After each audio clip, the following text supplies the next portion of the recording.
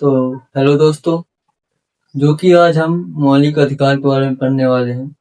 भारतीय संविधान में 6 मौलिक अधिकार हैं, जिसमें से है पहला समानता का अधिकार, जो अनुच्छेद 14 से 18 तक है। इसमें है पहला, हर व्यक्ति कानून की नज़र पर बराबर है, मतलब हर व्यक्ति कानून के नजरिए में बराबर होना चाहिए। दूसरा है धर्म, जाति, लिंग, जन्म स्थान के आधार पर कोई भेदभाव नहीं होगा। तीसरा है अछूत आर्टिकल 17 समाप्त की गई, मतलब अछूत की जो प्रथा थी वह आर्टिकल 17 में समाप्त कर दी गई। चौथा है और उपाधियां जैसे राजा, नवाब खत्म कर दी गई। जैसे राजा नवाब को पहले जमान चलता था वैसा खत्म कर दी गई। दूसरा है स्वतंत्रता का अधिकार, जो कि अनुच्छेद 19 से 22 तक है। इसमें है पहला बोलने की आजादी, दूसरा है शांतिपूर्ण सभा करने की आजादी, तीसरा है संगठन बनाने की आजादी, चौथा है देश में कहीं भी रहने और काम करने की आजादी, और लास्ट पांचवा है साथ ही जीवन और व्यक्तिगत स्वतंत्रता का अधिकार, जो कि आर्टिकल 21 में है। इसके बाद आगे है तीसरा नंबर, शोषण के विरुद्ध अधिकार।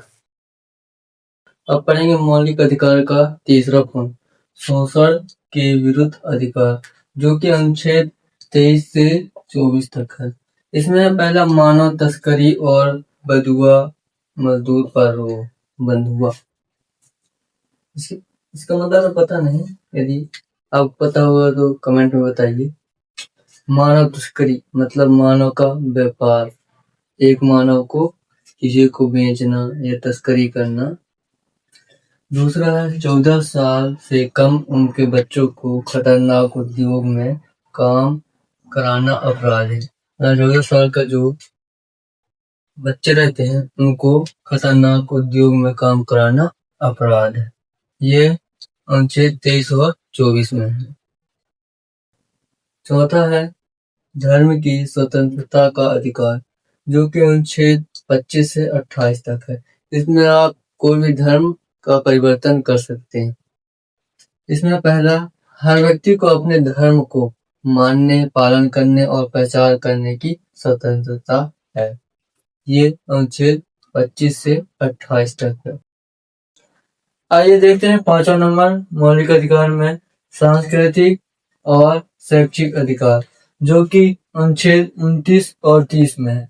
इसमें फर्स्ट नंबर है अल्पसंख्यकों को अपनी भाषा, लिपि और संस्कृति को बचाने का अधिकार है।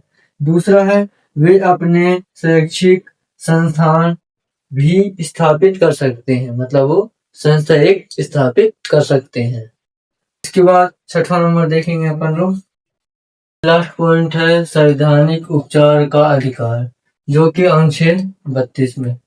इसमें अगर आपके मौलिक अधिकारों का उल्लंघन होता है तो आप सीधे सुप्रीम कोर्ट जा सकते हैं। अगर आपका मौलिक अधिकारों का उल्लंघन हो रहा है तो आप सीधे सुप्रीम कोर्ट जा सकते हैं।